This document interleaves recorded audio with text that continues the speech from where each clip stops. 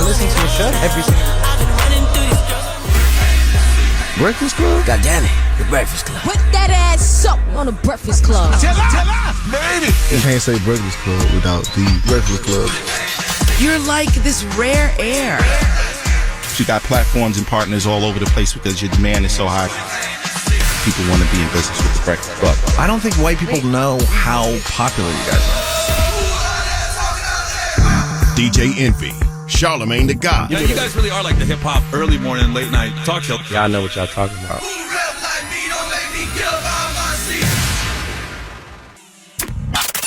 It's a new day. This is your time to get it off your chest. Wake up! Whether you're mad or blessed. It's time to get up and get something. Call up now. 800-585-1051. We want to hear from you on The Breakfast Club. Hello, who's this? This is Ashley. Hey, Ashley, good morning. Where you calling from? Columbus. Columbus, okay. Ohio. Get it off your chest, mama. Okay, so I'm a stay-at-home mom, but I also have my business on the side, and I just feel like my husband is just so inconsiderate half the time. Like, he doesn't understand what I really do. You know like, in the amount of work that I actually do. You know how you can fix that, Ashley? How? Go away for a day. And let everybody watch them 6 kids but on when I go away for a day, my kids, they call me. I'll be like, where's your dad? They'll be like, oh, he's in the room. Now you turn off your phone for one day and let him have to deal with feeding them kids, washing those kids, taking the kids out. Why are you giving this bad advice? That's that. If your wife turned off her phone for one day, you'd have a fit. Right, but then don't turn off your phone, Ashley. He doesn't appreciate her, so she's saying that she's a stay-at-home mom. And we've been together since high school. Like, he's the only man I've ever been with. Like, I really give everything and all my time to everybody.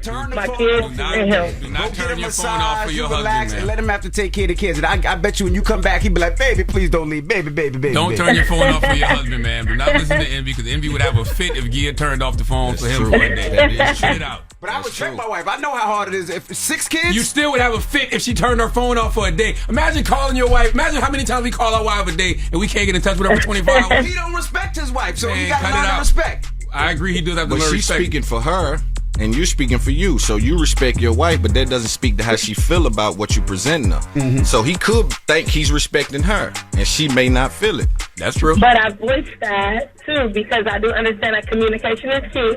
And I voiced that, and he'll be like, well, I just want this, or I just want that. And I'll be like, okay, like in the morning, he'll wake me up and be like, well, I want and I'll be like, well, I was just up with our 6-month-old every hour last night. Like, the hell, sorry. See? Hold on. Respect is subjective, though. I was going to say that, too. Respect is subjective, so I got to know what her definition of feeling disrespected is. She just told us. Right. You know what I'm saying? So you might have but see, but I'm specific. Like, especially, I catered a wedding. I had 5 other orders besides the wedding this weekend, and I was just exhausted, up every hour with the baby, you know, and he's off on the weekends, but he didn't get up and help me, but then want to try to wake me up and then get an attitude when I'm like, no, get out my face. See? You might just have to wake him up at 3 o'clock in the morning, sit on his face and be like, how's it feel now? That's what you might have to do that. But good luck, mama. Thank you. That's not disrespectful. Not to me. Man, you know what I'm saying? Yeah, man wants some fellatio in the morning. Poor woman been up with the baby all night. I get it, but that's not. It might be inconsiderate, but it ain't disrespectful. There we go. Inconsiderate, not disrespectful. Because it'd be disrespectful to go the other way. That's right. Go find something. That's right. So it's like I'm bringing it to your For attention. real, yo. It's real talk. Dude. Hello, who's this? Good morning. How are you? Good. Get it off your chest, mama. I am really upset at my husband this morning because I had an accident on Friday, and when he changed over cars, he never carried over rental. So now I'm having to freaking, get up early in the morning, drop my kids off early, and we're going to have to struggle all week because of his idiocy. He's just, Damn. Just feels like everybody's mad at their husband this morning. Jesus. Yeah. How are you supposed to do a mistake like that? Well, we can't really hear you because you're so upset that you're yelling, but all we can hear is that you're mad at your husband, something about a rental car, he didn't give it back, and now you have to do it, and you want to wild out on his ass. I thought she said she got an accident. Yes, thank you. That's what I thought. Well, yeah, no, I got into a car accident on Friday. It was my fault because I was rushing. But, when he turned over, when we changed cars, he never put rental on. How do you have 2 cars on the insurance with no rental? I don't know what to tell you. Now I'm forced to figure out how to get to work back and forth. We work opposite ways and opposite schedules. Oh, so he got the rental and you don't have one. Do y'all got No. money? He never put rental on when he changed over cars. He never put rental when he I don't changed know over what that cars. means. You know when you get into an accident and you have rental insurance or rental? Oh, got you. So the you never insurance put pays for the rental on the company. car, so you got to pay for the car Got you. now. Got you. So you're upset. Yeah, and it's like we gotta pay for summer camp. Like they ain't cheap. Well, you shouldn't have And gotten into an like, accident. We won't figure it out. No, you shouldn't have gotten into an accident, ma'am. It was your fault. You said that.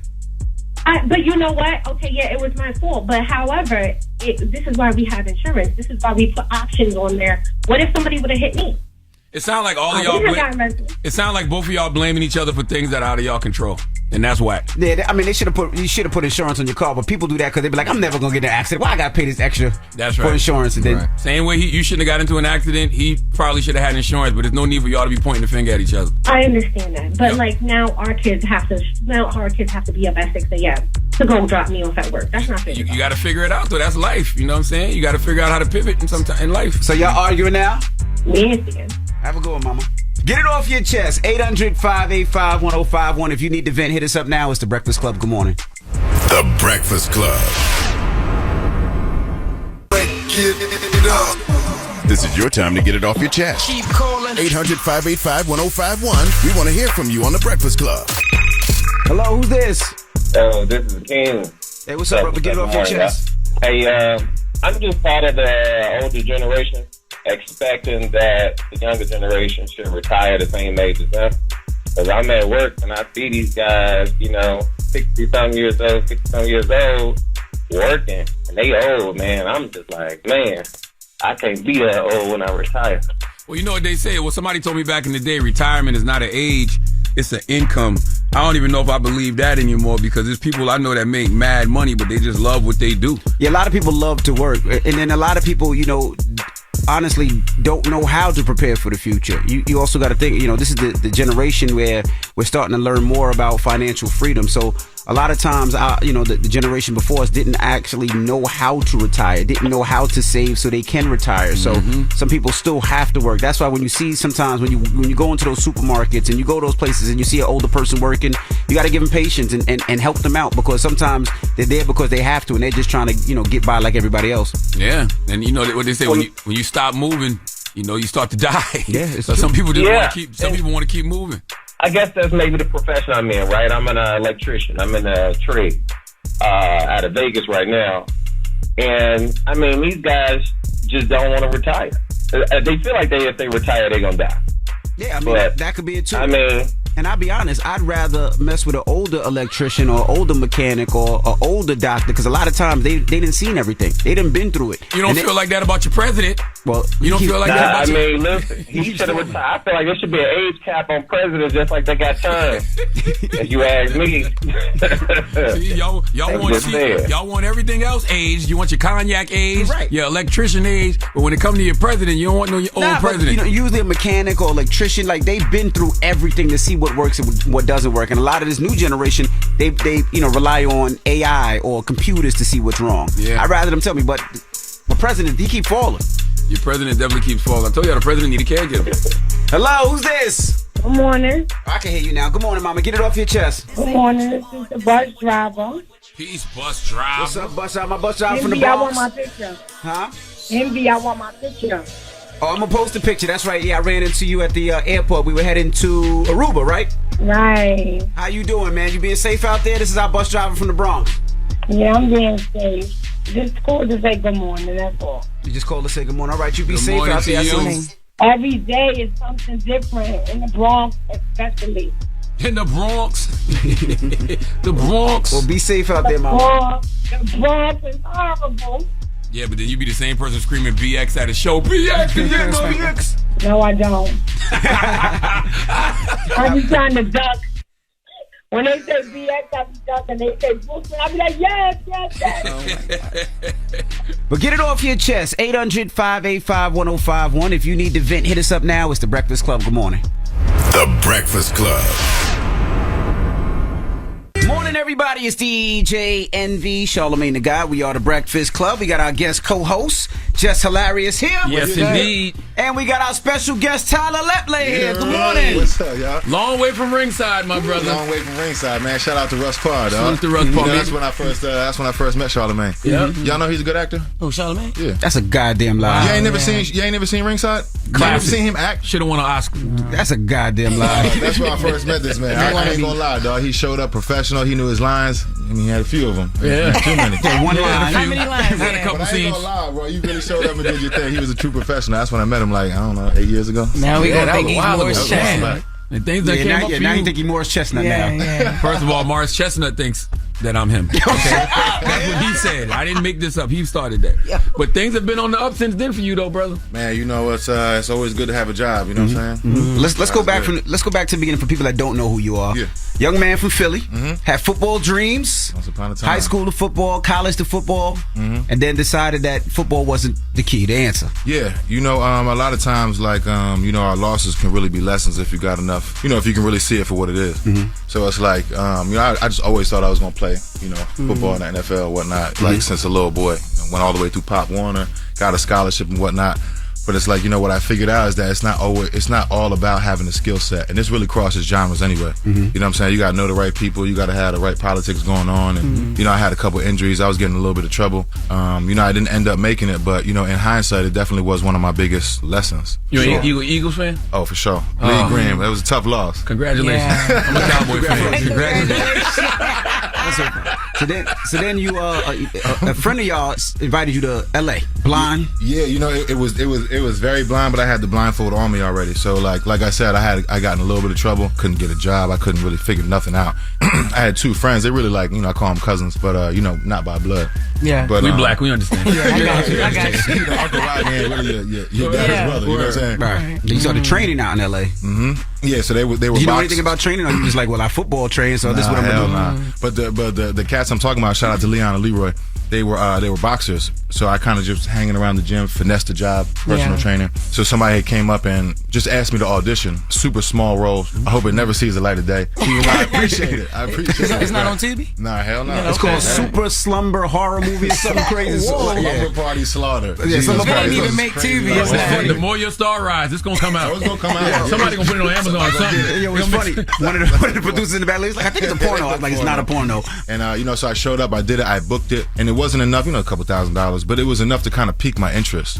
I had some natural skill set, but I wasn't like the best at it. Yeah. So at that point, I started to, you know, apply myself, get the headshots and get into a class. And, you know, as things started going, you get deeper in it, you start doing the reading, getting into therapy, and all the things that it takes to really sharpen this tool. But it takes work though. How did the Tyler Perry thing? They said that he actually walked in wearing his Medea outfit as you were auditioning. So that had to be kind of strange and weird. That's crazy. 6'6", walking in all You dressed don't know up. how tall he is. Yeah. You know what I'm saying? It's Yeah, crazy. yeah. He's like a basketball player walking through. But yeah, so it was like that was a long audition process. Maybe over the span of like 4 or 5 months. You know, he was auditioning a few different shows for like plenty of different roles at the same time. Yeah. So it's a you know, it's like a gauntlet. You're going in for this role, this different TV show, and you know, maybe like 3 or 4 auditions into it, we had like some type of callbacks. They brought us to Atlanta, and he was in the middle of shooting something while he was coming down to look at the auditions. And anybody that knows him, like, he don't got no time for nothing. He's doing 12 things at once. You think he's Jamaican, he got 50 different jobs. Right. So, you know, on his lunch break from shooting something with Medea, he came in to check out what was going on. He was dressed on. That's kind of crazy. But it was just like, you know, it put into perspective how hard he works. Right. And how much tunnel vision you need to really get done what you're trying to do in this business. And that was for the haves and the have-nots, right? Yeah. Yes. Okay. A long time ago, yeah. And so when did you get P-Valley? P-Valley was probably like, we did 9 seasons of the Have and Have-Nots. I think we went off the air maybe in like 2020. We probably stopped filming maybe 2018, 2019. And I had booked it maybe like 2019. So for the last season of the Have and Have-Nots and the first season of P-Valley, we were shooting them at the same time. Which was crazy because back then in the first season, we shot on Tyler Perry Studios. So like I was having a couple days that were crazy where like, you know, I would shoot a 10-hour, 11-hour day over here, you know, 6 to 7 over here, go take a shower and clock in 8 to 6 a.m. for P-Valley. Wow. But it was just like... And then that's 2 different roles and 2 different scripts and 2 different. Yeah. Whoa. Yeah, it was definitely you know, it definitely was difficult, you know, for those few days. But these are the problems that we asked for. You know what I'm saying? When you had time to do push-ups, I don't do no push-ups no more. in between sets, you know. Yeah. Now, as for, you know, you say you were playing football, and this is a question that I ask every football player or anybody that's played football. Would you allow your child to play football? Man, especially because you had a bad back surgery, so yeah, for sure. I had knee surgeries, like plenty of concussions. It's different nowadays, you know, with all the science and everything that we know. So I would probably say, I mean, I want to be a dream killer. I want to let them play. You know, I want to be tough and whatnot. I got 2 boys now. Congratulations! Congratulations! Thank you. Yeah. But I do think that, like, you know, I would be a fool to not apply some of the things that we know now. Like, I wouldn't want them to play my position. I was a running back. It's just constant contact. Maybe a little wide receiver or quarterback, something. Yeah. You know. All right, we got more with Tyler Lepley when we come back, so don't move. It's The Breakfast Club. Good morning. The Breakfast Club. So your ex-fiance, my girlfriend, yeah, it was my ex-girlfriend. Oh, your ex-girlfriend. Yeah, okay, so y'all never. Okay, cool. Thank you for clearing that up. Yeah. Is it hard to love out loud? I guess when you have an ex, you know, you bought a Benz for Miracle on Instagram. Yeah, she got that G-Wagon. G-Wagon, sir. Not just a Benz. Come on now. It's G-Wagon, sir. Come on now. Put some respect on his name, sir. Come on. Shout out to Bird, man. Are you afraid? Are you afraid to put stuff like that out there because it might piss off the ex? Yeah, I mean, you know, I don't really think about it like that. You know, she's gotten push gifts too. It just wasn't, wasn't in front of everybody, and it was at a different, you know, place in my career and stuff. And he didn't have G-Wagon money at the time. He didn't have G-Wagon money at the time. You know, I gave her equity in the house that we had before. So when I sold it, she had some money, and that's dope. You know, she done taken care of everything when we was together, and even when we weren't, she still had a full-time nanny because she's got a job that requires her to be away for like 12 hours a day. So like, even if it's not what you see on Instagram, you know, I provide for all of my family. Right. You know what I'm saying? Right. But yeah, it can be, you know, social media can make things challenging. And you can't for sure. be scared to, not scared, but like can't feel away so much like of watching what he do in this relationship because of his past relationship. You feel me? Like he still, if you want to love loud, you know, because maybe this girl is different. Maybe, you know, Avery was private, you know, Miracle's different. So it's like you adjust. Well, I don't, not that you asked me that, but I'm just saying, I don't think that you should move scared because you're a woman. It's a woman's perspective. Yeah, I get it. like, sure. nah, that, you know, what was then was then. This is now. Yeah, so. and there was love, in both scenarios. Most this is just, you know, I'm in love with Miracle now. We have a family, and this is how I'm moving. How do you do for birthdays and Valentine's if you done did the G-Wagon just for a push? Well, not just oh my for God, a push, man! I was making a joke with my family recently. Like the last 5 months is like loaded up. Like everybody's birthday, Valentine's Day, Christmas. Like it's all compounded into like this 5-month run. So it's like, shit, I'm gonna need them 3 jobs now. Bills coming. Yo, he said he just dropped a mixtape. Y'all get it? Just dropped a mixtape. Matter of fact, yeah. But yeah, I don't. You know, what I give out of the goodness of my heart. I don't really take tabs of it. You know, it's nice. You may get a G-Wagon one day. You may get a conversation another day. You know? Some flowers or something like that. I don't really pay attention to it. You better not come with no damn conversation for a birthday, anniversary, or Christmas. If you know what I know, Valentine's. Yeah, let me. Happy Valentine's. Let me talk. Happy Valentine's. Let's have a talk. So you producing a film? You like holding auditions? No, I'm doing it with He said no, Jess. Right. He said that for me and you. That means you don't come up there either. I meant not yet. Nah, you meant what you said. He said no. That can't be hard. You hold on, just No. All right, cool. All right, go ahead. Tyler Lepley, ladies and gentlemen, we appreciate you for joining us, brother. Man, thank y'all for taking time to have me on for real. Oh man, Miracle got the role, Jess. Again, okay. It's the Breakfast Club. It's Tyler Lepley, y'all. He said no. The Breakfast Club. Morning, everybody. It's DJ Envy, Charlamagne the God. We are the Breakfast Club. We got our special guest host. We have Jess Hilarious here. Yes, we do. All right. Now, if you're just joining us, we're talking about Tyler Lepley, excuse me. He was here this morning and he was talking about his relationship with his baby moms and their kids and his new girl, or his new fiance, I should say, and their kid. Let's listen to the audio. Miracle Watts had said something about, you know, like she takes on your kids as her kids. Like, how is that situation now? Because I know that April got mad at that. She got mad at that. How is that now, though?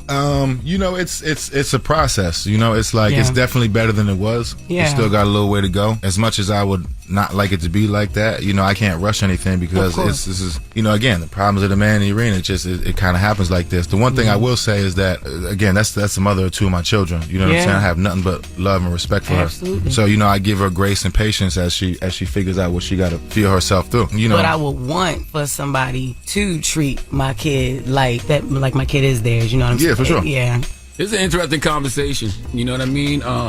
Because, you know, you got to ask, do you want someone to treat your kids like they're their own? But also, something else he said in there, like, do you treat your ex, you know, like you do your new girl just to keep the peace? Now, Jess, you gotta, this is your lane, you know what I mean? Because I listen to, you know, of course you got Carefully Reckless on the Black Effect, but you have Carefully Reckless discussions with your family, and you do a lot of conversations with your baby daddy. So do you feel like you want his new girl to treat your son like well, listen, all of my baby fathers, baby mothers, because that's a lot, if you will, they all treat my son amazing. I treat all of his kids amazing. Every relationship he's been in, and there's been a lot of them after me, nobody has ever mistreated my son. I've never had an issue with any of Rome's girlfriends or none of that. Like other baby mothers, just one. But she's never treated my child crazy. That was just something, you know, that we as mothers, as women or whatever. But nah, it's never been that way. So do you want them to take a mother type role, or you just want them just to be cool? You don't gotta take a mother. That's what they end up doing anyway. But you don't have to take that. You don't have to be over nurtured, like, you know what I'm saying, where it seems forced, or if it's something that you just, because my son's dad has been with a lot of girls who didn't have kids, so they didn't really even have experience in being around kids, but they tried. They were just like, you don't really gotta try to be his mother, but you have to like my child. My child gotta like you too. Like, but let me ask you, Jess. So you know, when it's a younger child, they have to be motherly, right? But what is your son call her? Is it like mom too? Is it like auntie? It'll never happen. It'll never happen.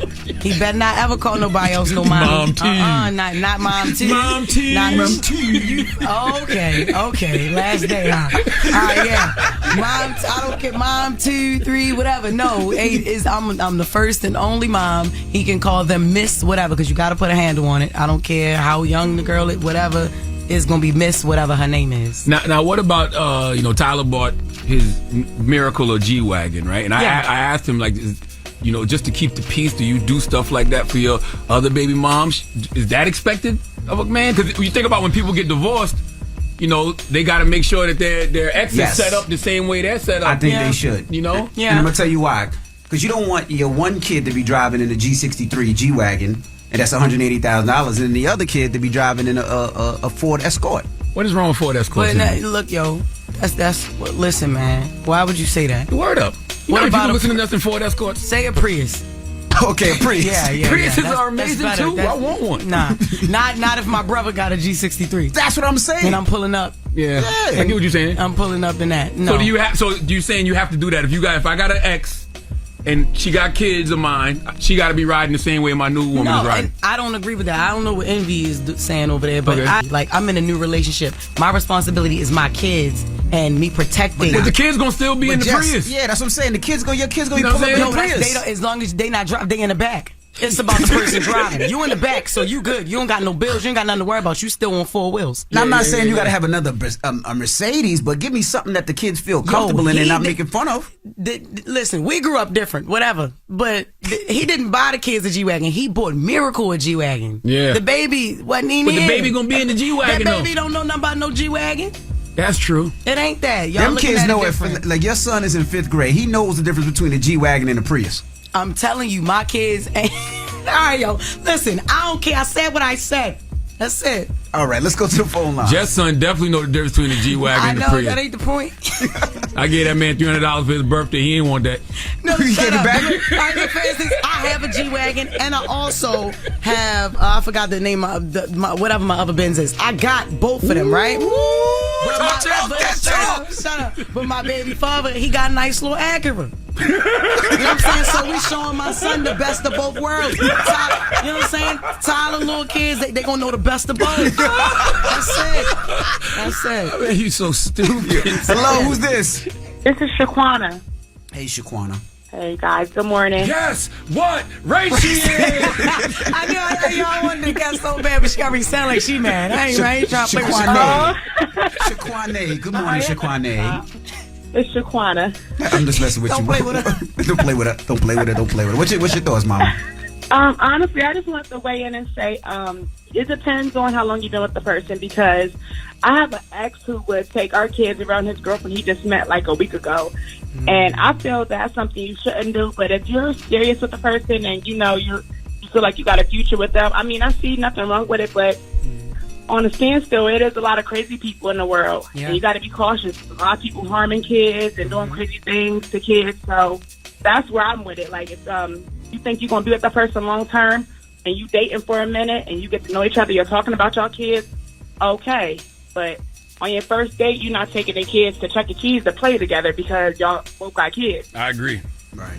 I agree. Thank you, Shaquana. You can't just be bringing anybody around you, Sharon. Yeah, that's what she's saying. But I do believe that if I got kids and you got kids and we ain't got no babysitters, we want to see each other bad enough. Yeah, let's meet up at Chuck E. Cheese's. Hello, who's this? Monica. Hey, Monica. Good morning. Good morning. What's your thoughts, Mama? My thoughts are, I do not date with men. I don't date men with kids for that exact reason. If I can't let my kids go over to the other parent, I don't feel comfortable, then it's not. Like, how am I going to feel comfortable if my kid going to see his other parent if I don't like or get along with the other person? Now, is that bitter? No, but let me ask you this, Monica. Is that because you bitter, or is that because has he ever given you any type of like, yo, I'm gonna put my son in jeopardy or put my kid in jeopardy? Like, is he that? You got to know the other parent too. Are they ever gonna bring somebody that you don't like around your kid that's gonna do something to your kid? Is that bitter, or is that just how you feel? No, that's not bitter. I think it's just that as a mother, I'm gonna speak it from the mother point of view. Mm-hmm. As a mother, you have to feel comfortable. If you're not comfortable with the man choosing the right mate, it's not ever going to work. So I would think that maybe me and the girl would have to talk. I would be mature enough to be like, let me talk to the girl, and if I'm feeling her and I like her, then you can go for it. But listen, Jess. Yes. You must, and I'm talking about you have to stay the permanent co-host on this show. I've been crying all week. This is the funniest this show ever been in my life. Charlamagne is at his best with you. Thank you so much, girl. I agree with everything you said. Jess, why'd you stand up? Why'd you just stand up to do that? Because I had to. I had to, and I think I dressed the best one here out of everybody that I saw, y'all. So thank you so much, baby. I already told you she get the permanent role. I guarantee you she won't be coming here like she hosting no award show every day. I guarantee you it'll be sweatsuits within 2 months. Some sneakers. It's all right. So what's the moral of the story? What is the moral of the story, Jess? Because you've been co-parenting very well for a pretty long time now. You do not. I don't think you have to. You're not responsible for your ex. You're responsible for your kids. I think that's what that is. That's what kills me. No, that makes sense. You're not responsible for your ex. You're responsible for your kids. You're not. Yeah, you're not. You're not responsible. Like I said, my son's dad has 5 kids with 5 different women. After he moved on, he take care of his bomb father, take care of his kids, not on child support no more for none of them. But no more. But he is not responsible for their mothers. Right. Not in that. It's different in a marriage because the divorce, you gotta settle that. You get this, I get this, whatever. But like girlfriend, boyfriend, if it's not about my child, I'm in my relationship. But let me ask you this, Jess. What's good? Let's say you move on, and now that one child lives a different life than those other 4 kids. How do you think those other 4 kids will feel? Like, you know what I mean? Like, that one kid, he gets to go to the football games. He gets to go to this because he's with the father all day long in that house. Don't you feel like all the kids should have that same love and that same feeling? But that's what I'm saying. What the ex got to do with that? I'm gonna go pick my kid up, and I'm gonna take you with the rest of my kids. Well, we were daddy. It ain't. I'm gonna pick you and the baby mother up, and y'all. No, I'm picking I'm gonna get all my kids together, just like Rome do it. Just like my son's dad does it. He don't do nothing without his other kids. Or if he got his girls, it's girls' day, and boys' day. Then he got days where he get all of them. So he does. I don't know how Nick can do it, but my baby father do it. Basically, what Jess is saying, she only buying McDonald's for her son. She ain't buying McDonald's for the rest of her own kids. Yo, what's next, yo? I don't got time. The Breakfast Club. Morning, everybody. It's DJ NV, Charlamagne the Guy. We are the Breakfast Club. We got our guest co-host Gary Owens joining us today. Yes, indeed. And we got a special guest in the building, Country Wayne. Yeah, man. Hey, I'm glad to be here. And you here this time. I'm here this time. You don't never be here, man. I feel like y'all give me the other version. Not the full version? Yeah, every time I come We're going to take the version we got, Country man. Wayne. Hey, whatever y'all got, man. I appreciate it. For Help sure. is on the way, man. Talk to us about this new book. Oh, man, it's my book about my it's about my life, man. It's about me coming from that small country town. You know what I'm talking about, Charlamagne, and just overcoming those obstacles of me having all those kids and coming from there to here now, man, just letting everybody know that they can do it. You know, help is on the way for everybody. You know, just got to listen to that little voice in you. And, you know, just a lot of lessons for everybody else's blessings. Just using my life experiences and applying to other people's lives and let them know if I could come from Millen, Georgia with that one red light, anybody could do it. How many kids you have? You said all them kids? 10. You got 10 kids? Yeah, 10. Okay. Jesus Christ. So how do you spread the time with all the kids? Because your daughter might have dance, your son might have baseball, your other daughter got cheerleading, your other son is swimming. But I spread the time because, you know, like I say in the book, help is on the way. You need the help. I found a way. Well, God gave me a way to the way my life set up with social media. I'm able to film at home, so I'm able to make my money at home. So like my son, I got him an AAU team. I took off all July. I ain't doing no shows. My daughter, I got to go to her dance in June. But the way I make my money is always a way for everybody. You know, my way was I don't got to be on the road or gone all the time. I make my money at my house. Like I film all my skits at my house. So, you know, I'm able to be home a lot. What made you want to go from comedian to memoir writer? How did you know you had a story to tell? Because, man, the thing, I used to read books when I was in the streets, you know what I'm saying? I read Become a Millionaire, God's Way, you know, 48 Laws of Power, Art of Seduction, was reading these books. And that's how you did it. Yeah. Art of Seduction. Man, that's how you get 10 kids, right? I read I love Robert Greene. So yeah. So, you know, I feel like, man, I know my story worked because I've used it even in the streets, but I used when I used to go to banks with a 500 credit score. I knew how to get that bank loan. You know, these things and lessons I just knew just from instincts. It worked for me even in the comedy game when I first, because I was the first social media guy they let go in the clubs and get them deals. They wasn't letting us get them weekend deals, but I knew how to get in. It's just like, so everything. It was the OG comedians like Gary blocking y'all? Oh no, they was getting the deals. They was getting the deals, but they didn't trust us social media people. Because first of all, it was like, you know, we ain't paid our dues, and I understand where they were coming from, and we ain't learned the game yet. You know, a lot of us ain't even have a set yet. So, but I knew how to maneuver everything, and I'm like, man, and I taught people around me, and it was working for them. So I was like, the world need to feel my game of how this don't work for me since kindergarten. Gary, has the perception of the social media comedian changed amongst the OGs? I don't like the whole paying your dues, because then you're saying, how dare you try to make a living? Is how I look at it. Yeah. Like, just because the way they can be famous is different, it's better nowadays. Because when I started in the late 90s, we were at the mercy of the quote-unquote machine. We had to hope a producer from Comedy Central or a network put our stuff on there. These guys now, they create their own fan base. They're creating their own lane. So how can you be mad at it? I'm more like, learn from it. Because at first I was like, so what? You're the first person I heard say you can make money off Facebook. I was like, oh, be clean. He's right. He did what Tyler Perry did with the movies. Because when Tyler Perry had the movies come out, they didn't account for those black over 30 church-going women that took the buses to the theater to go see his movie.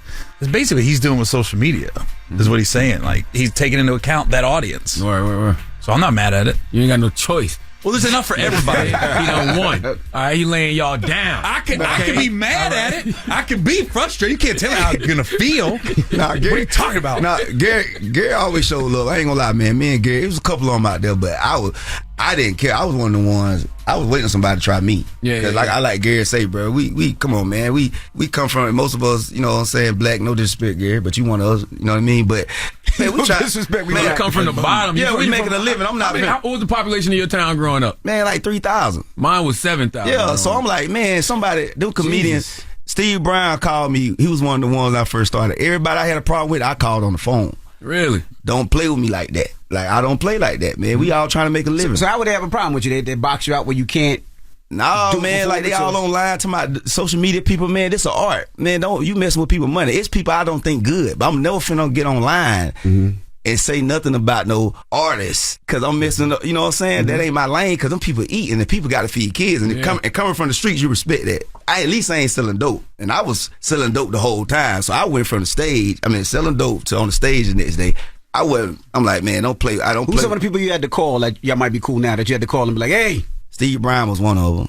I called him. What was that I was about to call somebody else. You about to call somebody else now, still to this day? Nah, it was like a couple years ago. I was about to call somebody else. I was looking for his number. But another comedian, D-Ray gave, he said, Wayne, I'm not finna let you do that. D-Ray Davis? I called every comedian trying to get this certain comedian number. Oh, D-Ray stopped you from doing it? He stopped me from doing it. Okay. You know what I'm saying? So what was the problem? How do you try to hate without saying his name, obviously? Nah, because he was online. He was like, somebody said this certain comedian is funny, and I blocked him. So he was like, I hope you ain't talking about Desi Banks or Country Wayne. Then he was like, no, Desi Banks cool. I'm like, hold up. So I'm trying to call, bro, don't you ever, just because I don't figure it out, and don't do that. Just ask me how to do it. I think a lot of it comes from just being the OG here, is when they original Gary. When they when guys are doing it like for a long time and just having broken over that threshold of selling a good amount of tickets. I think a lot of it, they get frustrated because now you got the younger guys, the social media guys, and they're selling more tickets to them. That's really what it comes down to, is they're frustrated. 'Cause I guarantee you, whoever was upset with you is not selling as many tickets as you, because you're never upset when you're selling tickets. You ain't worried about nobody. That's right. That's the truth. Right. And there's enough. Let me tell you something.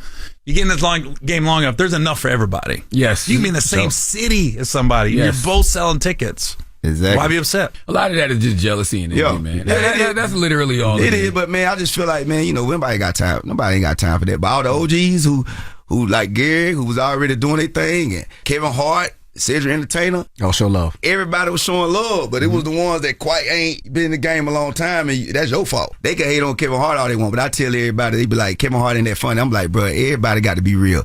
That special he dropped with, all right, the way my bank account set up, right. Everybody know that was one of the best classes in the last 10 years. Everybody try to ignore that special, and I'm like, bro, like, somebody who get that far, it's something they doing behind closed doors, and it's work. Not even closed doors. It's something that he doing on that stage that you may not connect with. Man. Clearly, tens of millions of people Everybody connected with that special. I don't know how they forget it, man. Everybody remember that special. That special changed the game. Like, wait until you see the next one. And Kev never changed. That's the thing I think with Kev. He never changed. Kev is always, he's been the same Kev from when we first met him. I think Kevin know that too. When people say he ain't funny, I think he's so smart, because me and him, when I talk to him, people don't know how intelligent he is to get that far. It's an intelligence. Really. Absolutely. He's so smart, he let people say that. But that special was, it was the relatable material of, the way my bank account set up, his daddy going through the spelling bee. Yep. But that's the kind of stuff that works. No disrespect, but good songwriters. We still saying that now. We still saying where my bank account set up. Man, come on, man.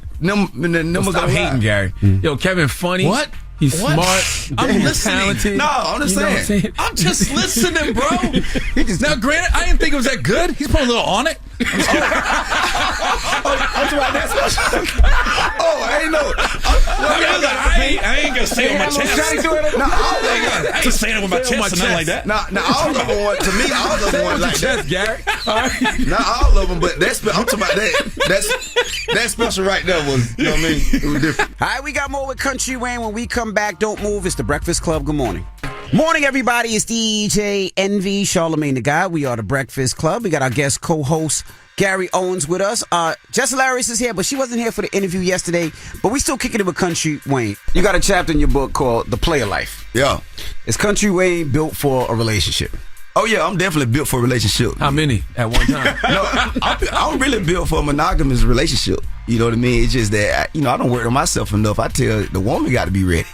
You know what I'm saying? Because a lot of women think they're in a position, and I understand where they're coming from, but certain men that work on themselves too.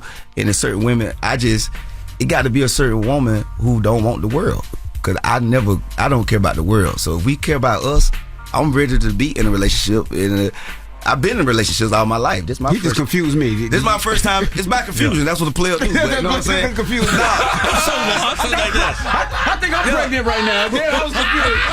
You ain't about the world. You don't want the world, but you confused. Yeah, so basically, it's like, that's what a player do. Keep I'm 35 now, so I want a relationship.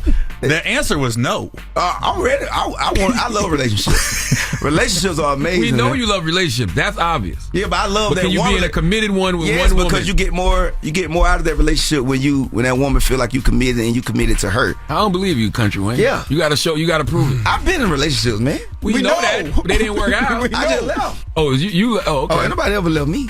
So what's the reason for you? Just Hilarious ain't leave you? No, I let her say that because I'm the type, I'm gonna let people, you know what I mean? She got a brand, but I never got left in my life. Well, why do you leave then? Well, like, what's always the problem? Most of the time, I'm ready to elevate. And it's like, are you gonna go on this journey with me? Because it's the world, you know what I mean? I don't really care about the world, you know, what's going on out there. I walk my own lane. It's like most people, you can feel it. It's like, I want to keep elevating and keep spiritually working on myself, and the person don't want to go with me, I got to keep going, man. Come on, man. I just fired my manager. You know what I mean? I've done that with everything. Cause to get to certain, I got kids to get to certain things, man. You can't. The people behind you in the corner right now, like, why would he say that? They're looking like Jesus Why'd you fire the Christ. manager? Huh? Why you fired the manager? Because it was just ain't nothing to talk about on here. But this thing wasn't working out. Man, I know when it's time to leave. That's the hardest thing to do. Yeah. Even in business, it's hard to be like, this ain't working, and I got to elevate. So either you come with me. If I'm doing a podcast, a radio show, and I talk to Envy and Charlamagne, I'm listening 100%. I'm going wherever y'all taking me because y'all are professionals at this. So if I've proven in my world where I come from, like in my book, my story, I'm like, when I'm in a relationship, I'm like, man, unless you got a better route, man, I got to go. So basically, the manager didn't have a better route. Nah. Right. And every relationship I had, you know what I'm saying? Yeah. I'm gonna keep rising. Another thing you're doing or did that I love is you got a movie out on Amazon Prime, Strange Love, that you funded yourself. Yeah. I think that's a great route to go, but talk to the people why you went that route instead of getting the studio to produce it. Because it ain't make sense. I see everybody pitching stuff, and I'm like, bro, if everybody got millions of dollars and we got the resources, shoot it yourself. Yeah, so I did it myself just to see, and it went up. You know what I'm saying? The money came back, and you own it's like digital real estate. I'm like, man, we own this content. Cause I seen what I did with the social media little skits. I'm like, hold up, bro. I did this with 3-minute skit. You built an audience. So I'm like, that's how people been making the money. If you own that movie, bro. If you own 10 movies, if you spend $10 million, shoot 10 movies. You know what I'm saying? $1 million a piece. You own 10 movies. If the movies on Amazon Prime or Tubi making $3,000 a day a piece, you know what I'm saying? You making $30,000 a day. For the rest of your life, and then sometimes it might spike up. It's like you got to monetize off yourself first and let the game monetize whatever left. Let me ask a question, because information is important. You don't got to put the number out there. How much did you spend on the movie? I spent about $1 million. Okay. And you got that back already? Pretty much. You know what I'm saying? Pretty much. And it's been out how long? It's only been out 3 months. 3 months, yeah. And they making money every day. But Amazon get half of it, and they ain't even put it on Tubi yet. You know what I'm saying? Because Tubi, you get that ad revenue. And then you can license it. We got a couple offers on the licensing situation on the movie already that I instantly gonna make a profit. I'm being a profit already, but I can't go to Tubi till after a year after that if I take the deal. So it's so many options, and you own it, man. You own it forever. Go ahead, Country Wayne. I just, you know what I'm stop saying? hating. I feel like I'm slacking. Stop hating, Gary. When you gonna do your next one? I'm trying to do it this fall because it's a real writer's strike in Hollywood. That's right. So everybody shut down. So I'm trying to take advantage, and I'm gonna shoot another movie called That's Her. And the first movie, Strange Love, it didn't come from my mind. I just got in and I seen the script change a little this, but this movie is coming from my mind, and I want to direct it because I see the movie. So I'm definitely trying to shoot that this fall. Now, you just did hold on, one more thing, because I'm since Gary's so salty, I got to stick this one in. Country Wayne is filming a 1-hour comedy special. Yeah. With Netflix. I knew this was coming. Yeah. I knew it. Netflix, for whatever reason, won't give the great Gary Owens a comedy special. Country Wayne is shooting his on May 12th you ain't got in a Washington, D.C. Never had. One of you guys from Netflix? No. All right, just checking. You ain't got a Netflix special? No, they say no every time. He got great ones on Showtime, though. Oh, you got great ones. Like, So how does it feel having a I got Netflix Hulu, special? Amazon Prime. You got Hulu, Amazon? Okay. It feel good, man. That's really what I've been waiting on because I've been sneaking on that stage. Yeah, it feels great, doesn't it? It feels great to be a black man, go in and pitch something. Listen, Gary said he about to claim racism. He about to say they don't want to let no white men, no straight white men. They're gonna name off all these white guys. No, Jewish show. Difference. Talking about circumcised white guys. Sorry.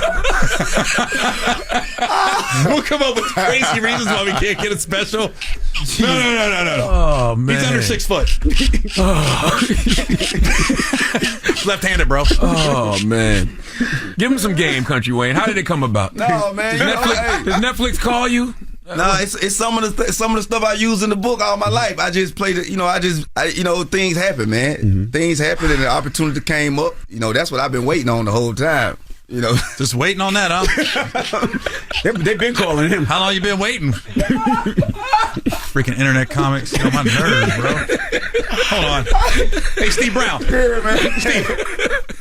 I'm with him right now. No, man, Steve my dog now. Charlamagne Petty, dog. Oh, man. Now, you know it's a lot of pressure though, because this is the one people gonna be waiting to see. This one they head gonna get booked. Man, I don't play on that stage. Where are you gonna film it at? Washington DC. You heard this? Oh, that's great. Chocolate City. Nah, man, that's stand-up special. That's what I've been waiting on, because really that's what I was working on. That's why I wasn't on social media anymore. Gary, no, I was on the road every weekend for years. You know what I'm saying? Yep. On the road. Same thing I was doing. On the road, telling jokes, writing new material. Gary was rooting for you until he heard about the Netflix special.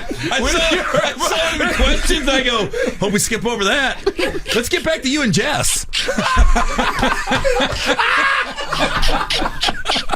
What happened there? Oh, you broke up with her, but you let her ride with it. Okay, that was good. Man, crazy. Why didn't your book come in pictures? It's all words. Why don't you take a picture of your Netflix special and put it on there? I think you released the book too early. You should release it after your special. Oh, well, but I'm happy for you. I am. I'm happy for you. Oh, boy. I hope it's top 10. And you got the Helpers on the Way comedy tour? Yeah, Helpers on the Way comedy tour, man. We on tour right now. It ends in May, but so the tour going great. You know, I had to step out by myself in theaters. You know what I'm saying? That was a challenge. What was your toughest market?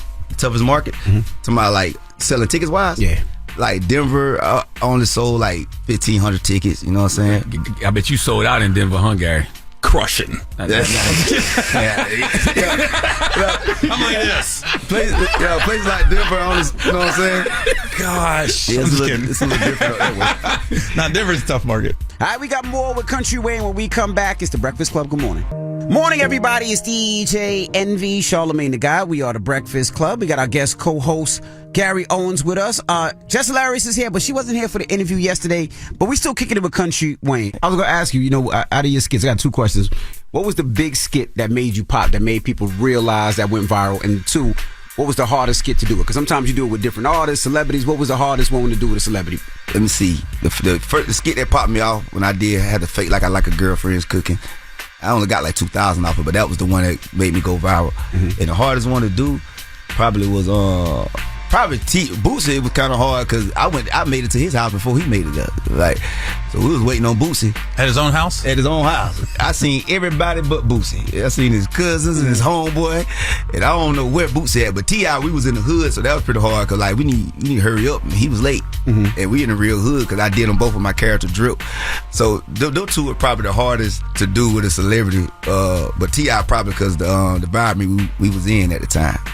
I mean, listen, man. I just love to see where you come from social media to having a book out, to having your own movie on Amazon, Netflix special you taping. I knew it was coming. Like that's just, I mean, that's big. Because 10 years ago, people was like, man, that ain't gonna. Those guys on the internet ain't gonna be doing nothing. That's dope. They're not gonna be around. To watch like you and Jess and DC and everything y'all doing, that is incredible, man. Absolutely. Yeah. You know what I like about the new generation guys is they work together a lot. Absolutely. With the sketches and everything else. Because you partner with a bunch of people. That's right. Different sketches. You and Jess still do stuff together. Yeah, me and Jess cool. Me and Jess ain't never. I think Jess respect that I don't never get on here and talk negative about her. But I let her talk negative about me because a woman gonna do that. So I really, a woman gonna do that. I never heard Have you experienced that, Gary? No, not negative, but she You ever experienced that, Gary? a couple times. She stretched the narrative.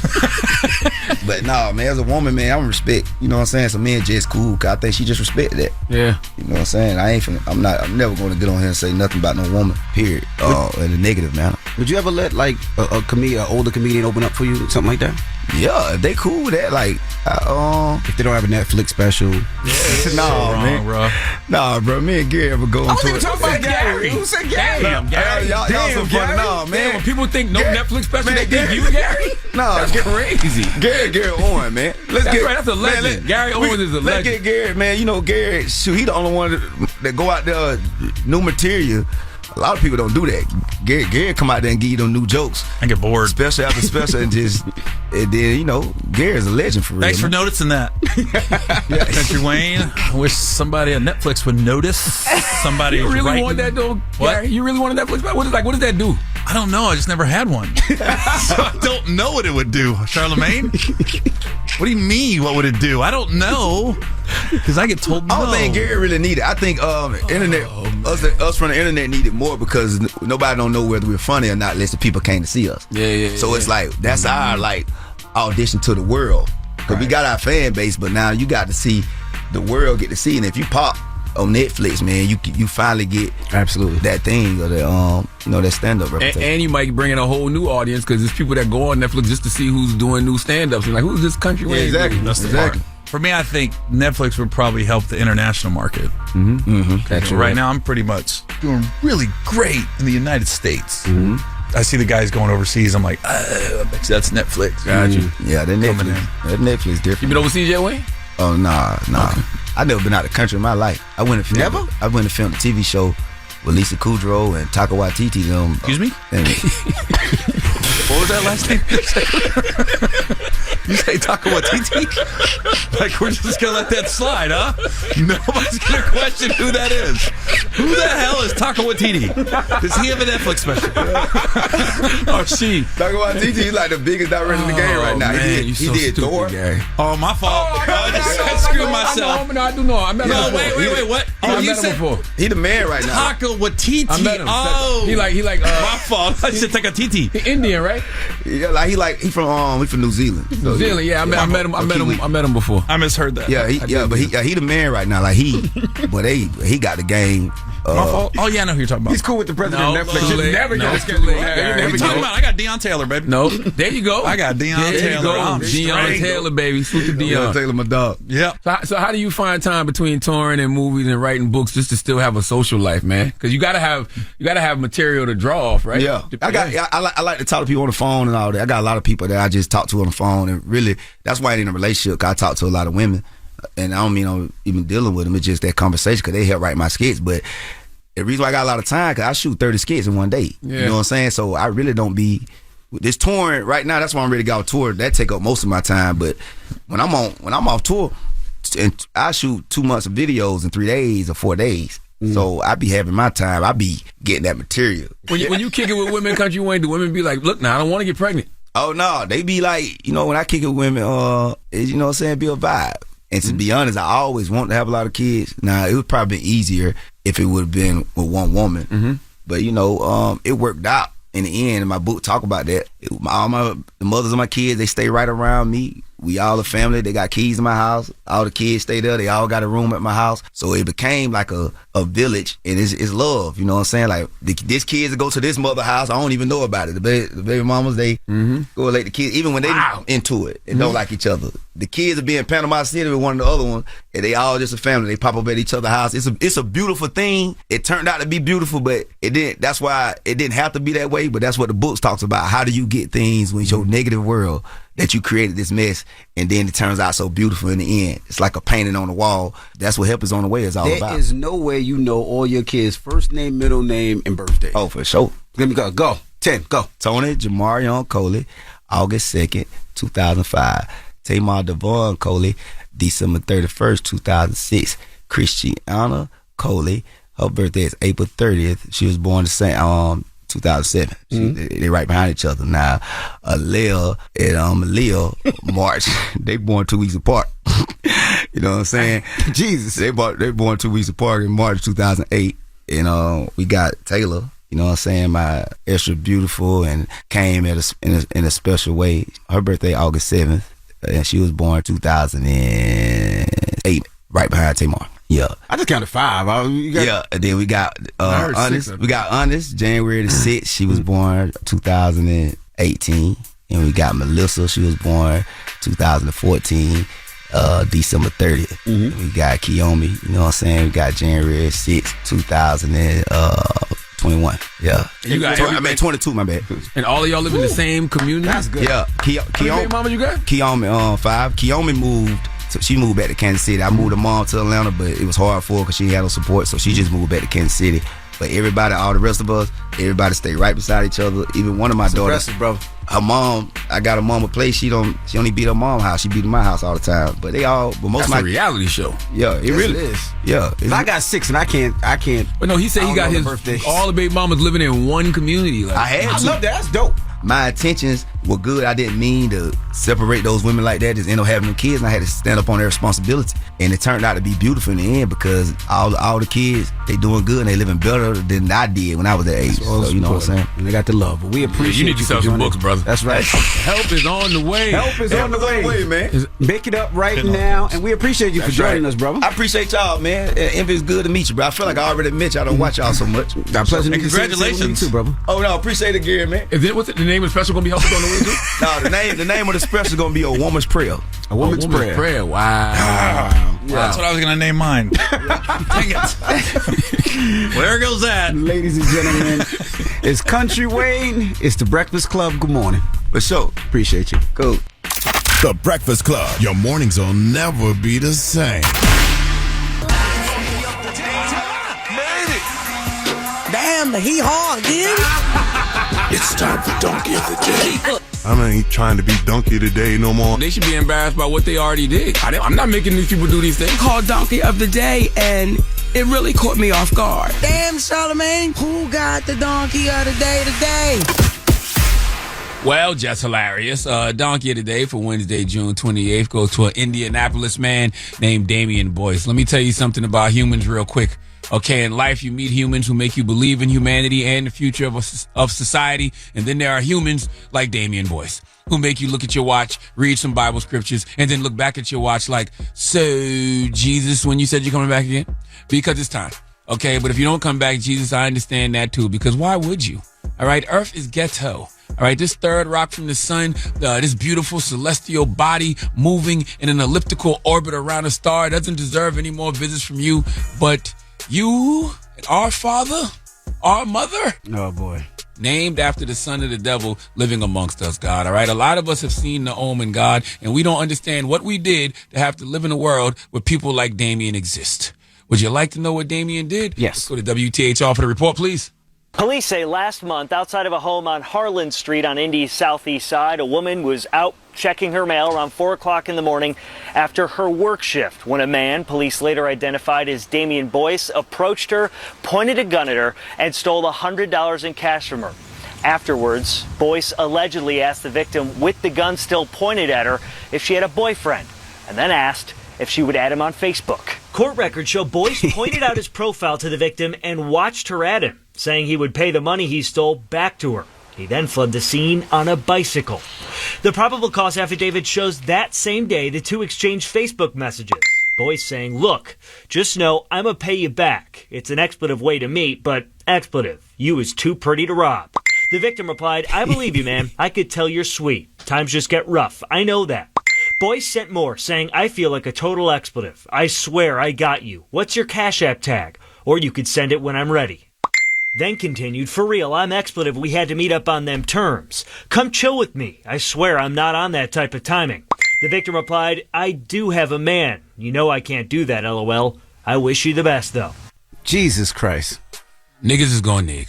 Okay, I don't think y'all really understood the details to this story. I need y'all to listen to how the devil is working. First off, Damien robs this woman at gunpoint, stole cash from her, and forced her to send him a friend request on Facebook. Putting a pistol to somebody and demanding a follow on Facebook is what Great Key and Peele sketches were made of. I mean, my God, if I was describing that to someone, you would think I was talking about an episode of Dave or Atlanta. But no, ladies and gentlemen, this is our real life. This is the society we currently live in. Okay, most people love followers on social media the way Fleece Johnson loves booty. I like booty. Then not only did he demand a friend request at gunpoint, he stood there and watched her at him.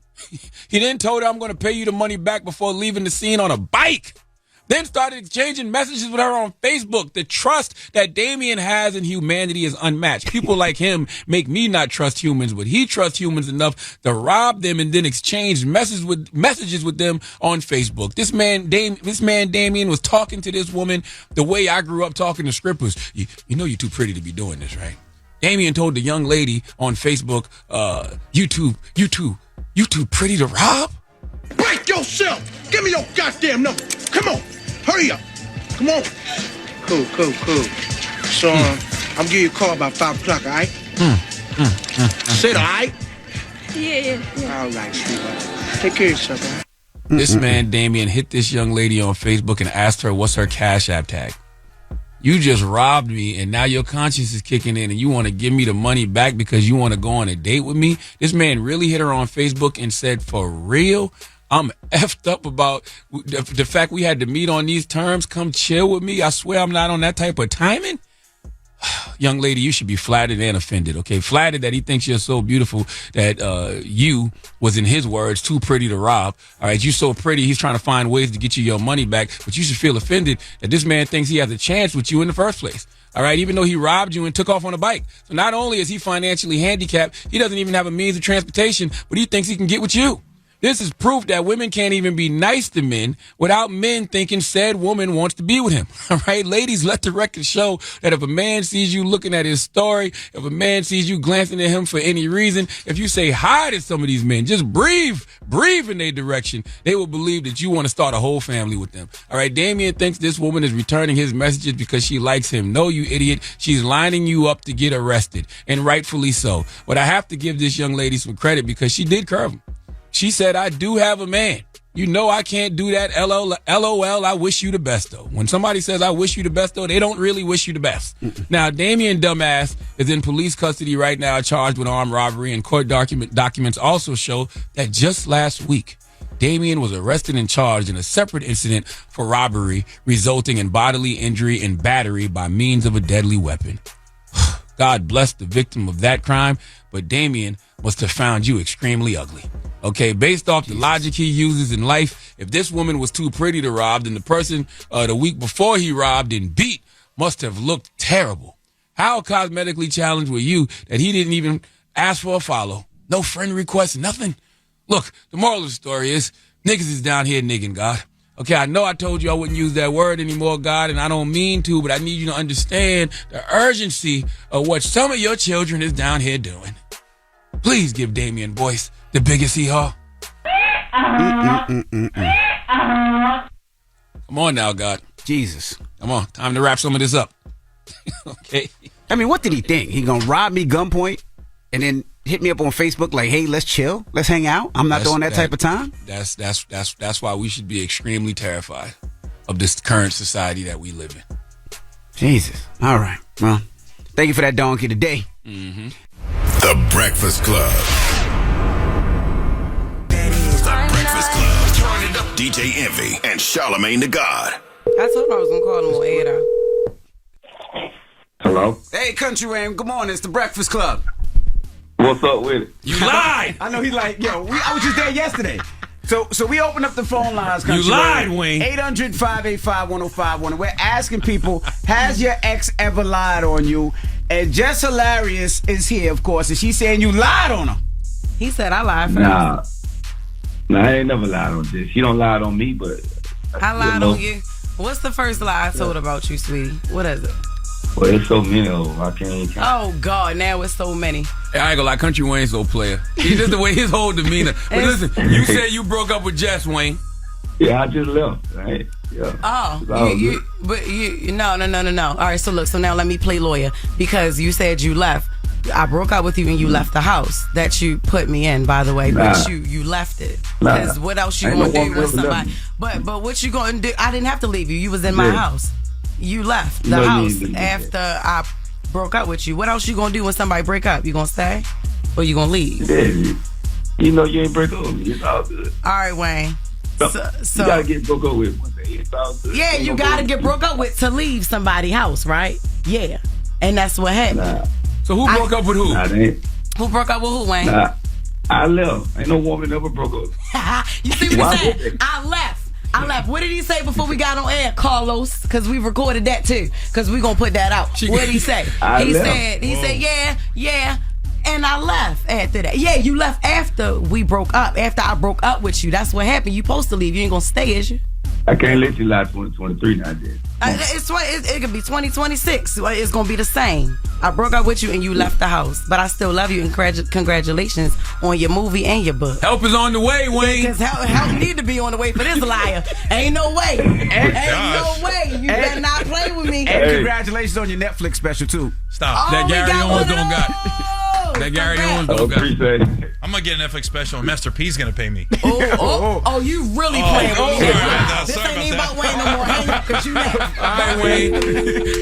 Jesus. 800-585-1051. We're asking, has your ex ever lied on you? Call us up right now. We're taking calls when we come back. It's the Breakfast Club. Good morning.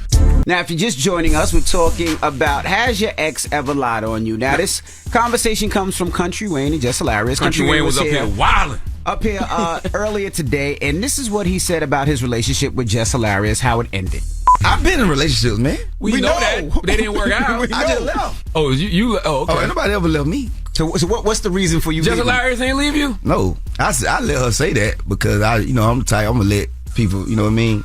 She got a brand, but no, I never got left in my life. Well, Just Hilarious said, Cap! She called him. Let's hear it. Definitely Cap. Big Cap. She called him, and this is what happened when she called him. I broke up with you and you left the house that you put me in, by the way, but you left it. Because what else you gonna do with somebody? But what you gonna do? I didn't have to leave you. You was in my house. You left the house after I broke up with you. What else you gonna do when somebody break up? You gonna stay or you gonna leave? Yeah, you know you ain't break up with me. It's all good. All right, Wayne. So you gotta get broke up with one day. It's all good. Yeah, you gotta get broke up with to leave somebody's house, right? Yeah, and that's what happened. So who broke up with who? Nah, they ain't. Who broke up with who, Wayne? Nah, I left. Ain't no woman ever broke up. Now, Jess, what? You say that man bought you a house?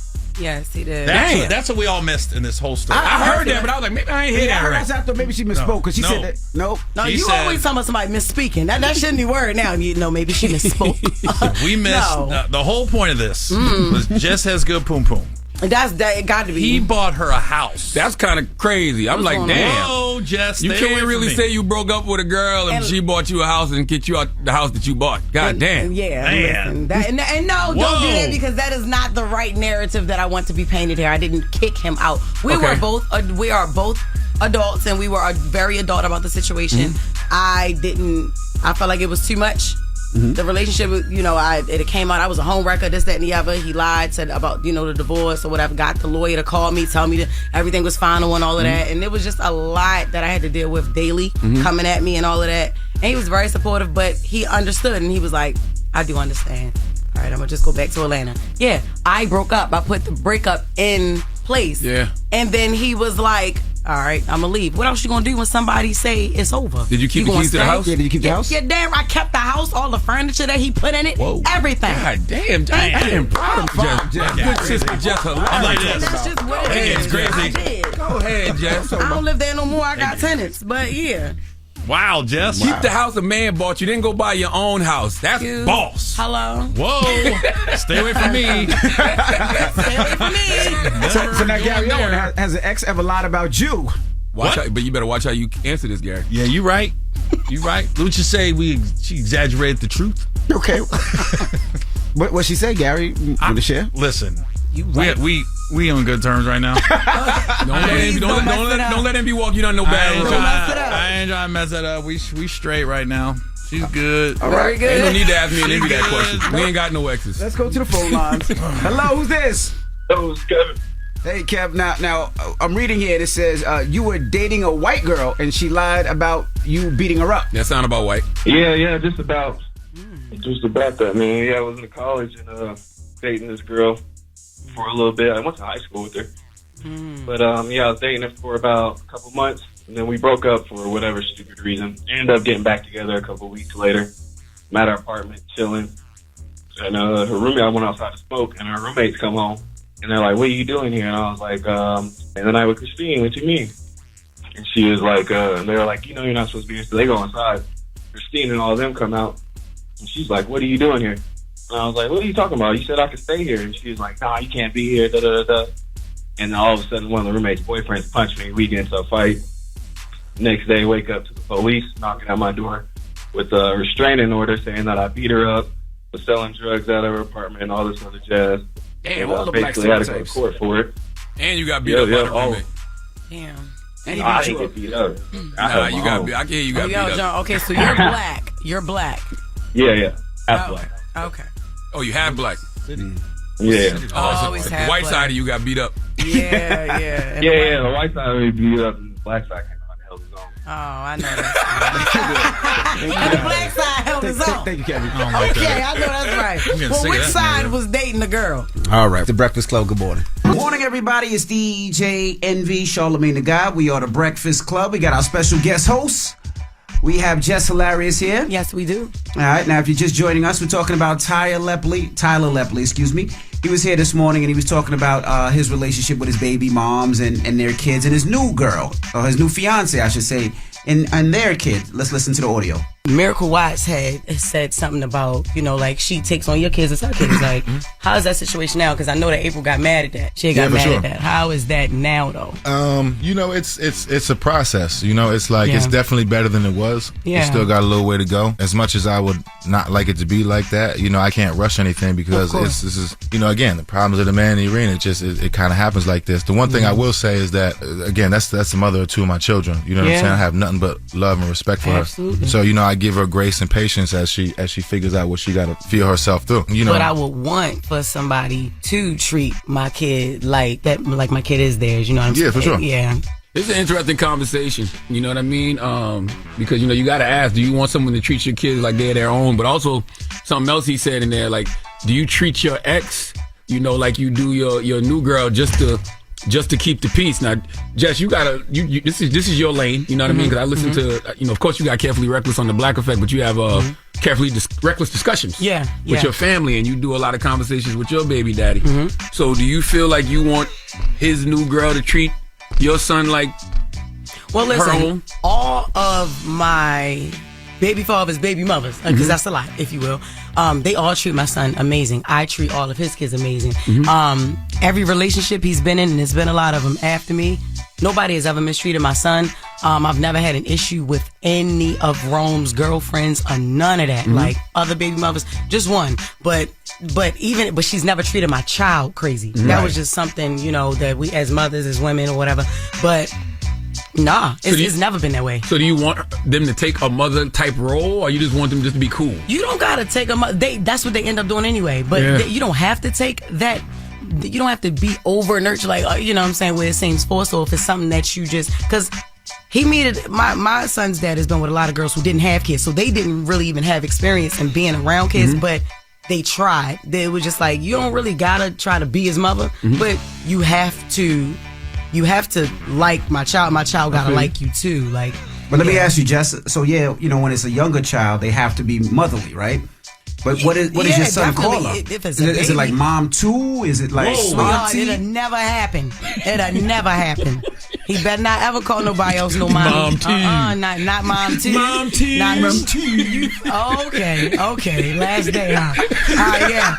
Mom. I don't care. Mom 2, 3, whatever. No, 8 is. I'm the first and only mom. He can call them Miss whatever because you got to put a handle on it. I don't care how young the girl is. Whatever.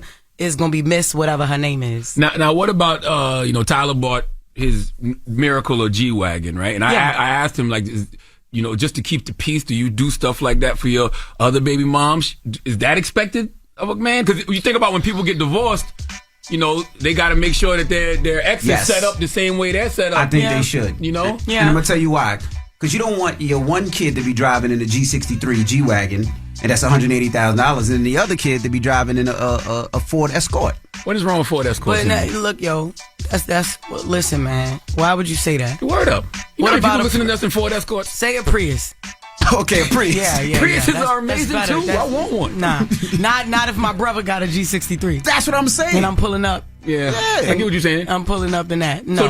So you saying you have to do that if I got an ex and she got kids of mine, she got to be riding the same way my new woman is riding. And I don't agree with that. I don't know what Envy is saying over there, but I don't think that. I don't think that. I think whatever I do for my kids, all right, cool. I shouldn't have to be responsible for what you got going on after me. Like, I'm in a new relationship. My responsibility is my kids and me protecting. But the kids gonna still be in the Prius. Yeah, that's what I'm saying. Your kids gonna be pulling up in the Prius. As long as they not driving, they in the back. It's about the person driving. You in the back, so you good. You don't got no bills. You ain't got nothing to worry about. You still on 4 wheels. Now, I'm not saying you got to have another a Mercedes, but give me something that the kids feel comfortable in and not making fun of.